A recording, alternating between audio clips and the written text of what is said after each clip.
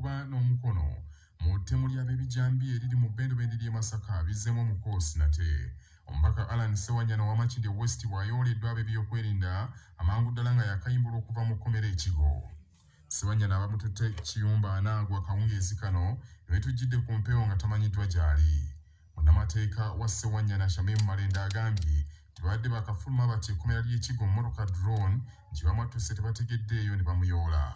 Shanako nti omubaka Honorable Alan Sewanyana kooti ebadde esayinize empapula ezimukkiriza okuba nti afuluma ekkomera ly'Ekigo naye ate kikwasa ennaku mu butuufu nti bwe tutuuse Ekigo ku prison n'amala okubeera nga asayiningibwa okuba nti afuluma afune eddembe lye ate olutuuse ku gate y'Ekigo ku prison ebweru ate essaawa wennyini n'awambibwa drone n'abasirikale abatannategeerekeka nga bangi ddala ne kabangali ezizinzeeko n'abeera nga atwalibwa era ng'afugibwa atwalibwa mu kifo ekitannategeerekeka.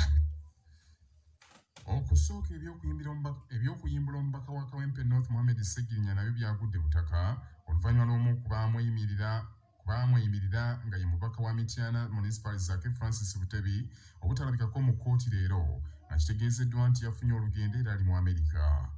Abasibe bombiri kinajjukirwa nti baakwatibwa ne baggulwako eky'obutujju n'obutemu nga byekuusa ku ttemu ly'ebijambiya eryabo abatigomya ebitundu bya Buddu. Bano gye buvuddeko ng'ennaku z'omwezi 3 Septemba omulamuzi Victoria Nakintu mu kkooti e Masaka yabayimbula kakalu ka bukadde 20 ezasasulwa mu buliwo era olwaleero babadde bakomyewo okumaliriza emisoso gyonna bayimbulwe. Abasibe bombiriri ebibadde mu kkooti bakiraba bigoberera ku vidiyo nga basinzira mu kkomera Ekigo olwo ne kimanyika nti omu ku bayima ba Segirinya tabaddeewo era puliida waabwe omukulu Elias Lukwago ategeeza tebagenda kuteekamu okusaba Francis Zaake Butebi bamusikize omuyima omulala. Kkooti yalemeddeko n'egamba nti abasurities balina okujja era nga balabye bonna bazze kati Honorable Zaake nga taliiwo. Kati tubadde ne options bbiri okulinda Honorable Zaake lw'anaakomawo kyetulaba nti ekyo kiwanvu oba okuteekamu application endala. Tugezezzaako okwogera n'abalamuzi omulamuzi Justice Wangutusi atuwadde obudde obumala ne twogera naye ensonga eno naye twesanze era nga akaliko ako tetulina we tukayitako ne tusanga nga tekyalina kyakkola embeera etuwaliriza okuteekamu okusaba bakyuse mu court order asobole abamwemirira abalala bo we bali era tubaleese. Kitegerekese nti Sewanyana yabadde wakuteebwa leero wabula olubadde okufuluma ekkomera by'ebyokwenda kwe kumuyoola. Omwogezi w'ekitongole ky'amakomera Frank Bayina agambye nti bo gwabwe gwawedde era bagukoze kaakano basigazze omusibe omusegirinya. Kyemanye ekituufu nti baleese empapula z'entuufu era ffe ne tumuyimbula oba bamukutte ebyo tetubimanyi mu bibuuze Lukwago tibakoma tugenguzi omala ebyaffe tukuwerekera ne tutuukayo konanka ku lusalo lw'ekkomera weekoma n'otambula nga bw'oyagala akati etutuukako ng'obudde ku kkomera ffe tuba tetubimanyi kubanga ffe byaffe byakukomera Segirinya bwenkyalina. Gavumenti erumiriza nti abaka bombiriri beekobaana n'abasajja ba kijambiya be baateekamu ssente okusanjaga abantu b'e Masaka ng'ettemu lino lyakyase nnyo wakati w'omwezi ogw'omusanvu n'ogw'omunaana era abantu beerako battiddwa n'abalala bakyali ku bitanda banyiga biwundu. Oludda oluwabi lugamba nti mu ttemu eryo baalubirira kutta bantu n'okubassa ku bunkenke olw'ensonga zaabwe zibagamba nti obaolyawo za byabufuzi wabula ababaka bino byonna babiyita byapa. Gavumenti ya Uganda yeeyamye okunoonyereza ku Fugabbi n'ebikulu eby'okutulugunya bannansi ebikolebwa abakozi b'ekitongole ky'amasannyalaze ekya UMEME mu bikwekweto bye bakola nga bafuuza abantu ababba amasannyalaze. Omubaka omukyala ow'ekibuga ky'Ejjinja Manjeeri kye bakutikka ye yeekubidde endulu mu Paalamenti nti waliwo abakyala babiri abanyiga ebiwundu mu malwaliro agamu Ejjinja eyo oluvannyuma lw'okutulugunyizibwa abakozi b'ekitongole kya UMEME mu kitundu ky'e Namulesa. Omubaka ono asabye Paalamenti eyite Ssenkulu wa UMEME abeeko by'annyonnyola eggwanga ku ky'okutulugunya bannansi era emukake aligire abantu abatuusiddwako ebisago olwakyayise effujjo eryakolebwa ku bantu ne batuuka n'okubakuba omumukka ogubalagala.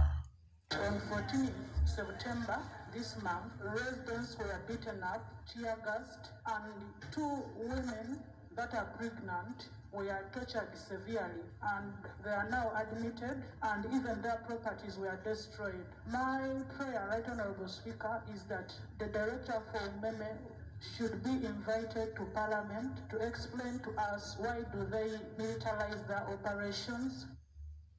Solomon Sirwanyi omubaka wa Bukoli Central ajjukiza Parliament nti yali yasalawo dda kontrakita ya Umeme esazibwemu ne yeewuunya ate mbaka munne engeri gy'asaba mu Parliament eyite Ssenkulu wa Umeme okubaako by'annyonnyola n'agamba nti Parliament ekyetaagisa kumala budde yesalewo lumu nti kampuni eyo eggalwewo.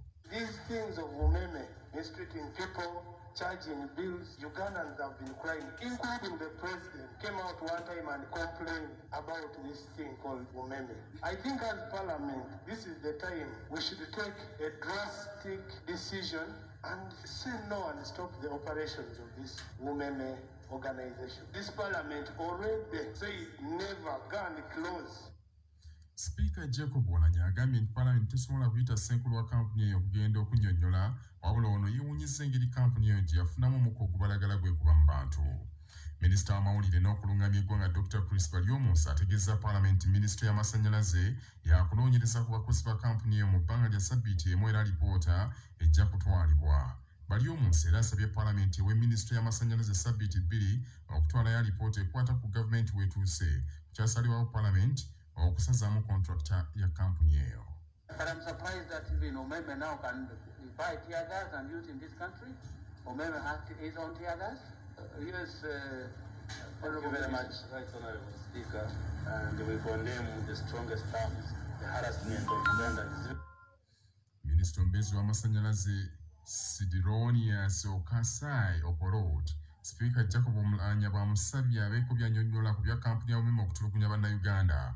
Agambye nti Minisita omukulu w'amasannyalaze Ruth Nankabirwa yalagidde banoonyereze ku bakozi ba kampuni abatulugunya abantu. Minisita oyo Okasai agambye nti gavumenti era ekyetegereza endagaano ya Umeme nga tennasalawo kugisazaamu era mu bbanga lya ssabbiiti 2 waakubulira Parliament ekinaaba kisaliddwawo. Do you have any idea about the processes of what Parliament recommended that this contract should be terminated? We are aware about that one too, and we are carrying out the study because there was a concession and it was supposed to last up to 2025. Endagaano ya Umeme gavumenti gye yakola nayo mu mwaka 2025 oluvannyuma lw'okutunda ekitongole kya Uganda Electricity Board UEB eggwako mu mwaka 2025. Manya obubona obuddo obw'eddembe lyo tonyigirizibwa ddembe lyo ery'obwebange ddembe lyo atuusibwako singa ovunaanibwa omusango gw'okwogera kalebule osobola okusibibwa emyaka 3 nga munnamateeka Ivan Boweka kungulu bw'annyonnyola. Obuwaayiro 179 ne 180 obwa Penal Code Act kimenya amateeka okusabuka oba okusaasaanya ebyakalebule mu buwandiike oba mu bigambo ebyogerwa ku muntu yenna era singa obeera okoze ekyo osobola okusibibwa obutasukka myaka 3 era ne kkooti esobola okukutanza n'oddirira oyo gw'oyogeddeko ebyakalebule. Gavumenti ya Uganda yataddewo obuwumbi 48 n'obukadde 50 okugulira abayizi abatudde eka ebinaabayamba mu kusoma nga batudde eka. Minisita omubeezi w'ebyenjigiriza ebisookerwako John Kizito Muyinga asinzidde mu kakiiko ka Parliament akalondoola ebisuubizo bya gavumenti n'agamba nti abayizi abali mu kibiina eky'olubereberye okutuukira ddala ku bali mu kyokuna ne siniya ey'okutaano okutuuka ku y'omukaaga abataafuna bya kusoma mu nteekateeka eyasooka be bagenda okuganyulwa mu nteekateeka eno empya. Muyinga agambye nti ezimu ku kampuni ezaweebwa omulimu gw'okukuba ebisomesebwa zaatandika dde omulimu guno era zisuubirwa okutandika okutuusa ebisomesebwa ku disitulikiti ez'enjawulo ku nkomerero y'omwezi ogw'ekkumi omwaka guno. Minisita Dr. Jesse Muyinga agambye nti ebisomwa bino bigenda kutuusibwa ku masomero gye binaggyibwa bituusibwe eri abayizi. For TVET training institutions, we are exploring the option of introducing Edmond e-learning, which is a specialized e-enabled training platform. Here we are working with universities and other tertiary institutions to strengthen open distance and e-learning methodologies called ODEL methodologies as much as possible and ensure equitable access to learning opportunities. What are the plans for safe reopening of education institutions after the second lockdown? Minisita Muyingo agambye nti n'okusomesa ku mikutu gy'amawulire nakyo kijja kwongerwamu amaanyi so nga minisitule y'ebyenjigiriza era eri mu nteesaganya ne yunivasite n'amatendekero aga waggulu amalala okulaba nti okusoma okuyita ku mutimbagano kugendera ddala mu maaso. Kinajjukirwa nti omukulembeze w'eggwanga olunaku lw'eggulo yalagidde yunivasite ziggulwewo so nga amasomero amalala aga primary ne secondary gaakusigalamu amaggale okutuukira ddala ku ntandikwa y'omwaka ogujja. Amyuka ssente w'akakiiko kano Joseph Gonzaga Ssewungu atadde minisita oyo ku nninga abulire eggwanga eyakkiriza amasomero ga international schools oba agali ku mutendera gw'ensi yonna okuggulawo so nga amasomero amalala gakyali maggale wabula ekibuuzo kino minisita akyebalamye. You have to give this committee who gave permission to international schools to operate. They are already teaching and they have invited children in the boarding section are studying. I will give you a citation of some. So we want to know who gave these schools permission to teach out of the other institutions. Mu mawulire amalala g'ebyenjigiriza, minisitule y'ebyenjigiriza erangiridde obukwakkulizo obugenda okugobererwa amatendekero aga waggulu n'amasomero aga wansi agasuubirwa okuggulwawo essaawa yonna ng'omukulembeze w'eggwanga bwe yalambise. Ebiragiro bino kuliko amatendekero ago okuwa lipoota minisitule y'ebyobulamu n'ebyenjigiriza ku ngeri gye geetegekeddemu okwetangira ekirwadde ki COVID-19 buli ssabbiiti akulira ettendekero waakuvunaanibwa singa anaasangibwa ng'akwesa omuyizi omusomesa oba omukozi yenna ng'alina ekirwadde ekyo kirumima mawuggwe. Ayogerera minisitule y'ebyenjigiriza Dr. Mujimba Dennis asinzidde ku Media Center mu Kampala n'ategeeza nti ebiragiro bino byakutandikira ku matendekero aga waggulu agenda okuggulawo mu mwezi gwa Museene omwaka guno. Kulembeze w'essomero head teacher oba principal oba vice chancellor gw'olina obuvunaanyizibwa ate obuyinza okulaba nti gano amateeka ga SOPs eza COVID gagobererwa mu ssomero eryo oba mu ttendekero eryo kulaba nti abayizi bakomyewo ne masi ziwera ate nga bazambala bulungi abasomesa n'ababayamba non-teaching staff bagemesebwa nga bwe enteekateeka ya gavumenti nga bw'eri. Kinajjukirwa nti Pulezidenti Museveni eggulo yalagidde minisitule y'ebyenjigiriza okulungamya amatendekero n'amasomero gonna ku ngeri y'okuggulawo n'obulabe obuli mu kweka abaana abazuuliddwamu obulwadde. Amawulire g'ebyemizannyo mu mawulire gaffe agacya Basafama gakutuusibwa.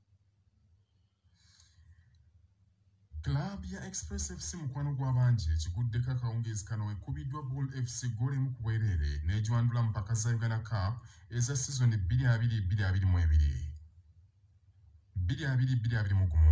Omupiira guno ogubadde gwa luzannya lwa semi-finals guzannyiddwa mu kisaawe kya Fufa Technical Center enjeru era ggoolo ewanguzza Bull FC eteebeddwa Owen Mukisa mu kitundu eky'omuzannyo ekisoose. Bino bijjidde mu kiseera nga Express yakamala okuwanduka mu mpaka za Africa eza CAF Champions League omutendera gw'okusunsulamu nga yawanduddwamu club ya El Merreikh ya Sudan. Kakano Bull yeesozza oluzannyo lw'akamalirizo ng'egenda kukwatagana ne Vipers ng'ennaku z'omwezi 26 ku Sunday eno mu kisaawe enjeru. Kinajjukirwa nti Vipers okwesogga oluzannyo lw'akamalirizo yawandulamu Police FC ku lwokubiri oluwedde eggoolo zaali 2 ku bwereere ezaateebwa Siza Manzoki.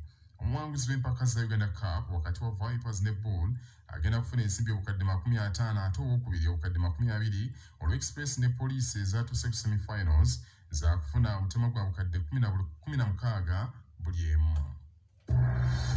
Amawulire okuva ebweru w'eggwanga nga gakutuusibwako Heritage Family Center abateekateeka abatuuse okuyingira obufumbo basange ku Heritage Plaza e Nansana oba ku mitimbagano gyabwe.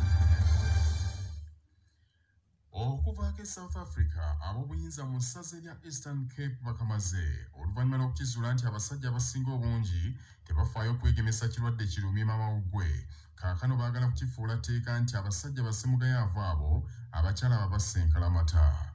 Atwala ebyobulamu mu ssaza eryo ayitibwa Nomakosazana Meth yayanjudde ekiteeso ekyo n'asaba batongoze enkola era efuuka eŋŋombo yaabwe nti oyo atannaba kwegemesa kirwadde ki COVID-19 eby'omukwana abisiibule. Omukyalo oyo alambuludde bulungi ensonga nti abaagalana be banaatwala obuvunaanyizibwa bw'okulaba nti abaagalwa baabwe bagemeddwa lumima mawuggwe liyinza okuba eddagala ettuufu erinaaziyiza ekirwadde eky'okusaasaana. Ab'obuyinza bagenze okukangula ku ddoboozi nga alipoota ziraga nti abasajja abaakegemesa ekirwadde mu South Africa babalirwa ku ngalo ate mu ssaza eryo ebiwandiiko biraga nti abakazi abeegemesezza bali ebitundu 62 ku 100 abasajja bakyali 38 ku 100 bokka. Nomakosazana agambye nti ebituusa abasajja bagenda kubanoonya n'ebuzizi bajja kutuukayo okubakkiriza okubagema ekirwadde kino olumala abantu.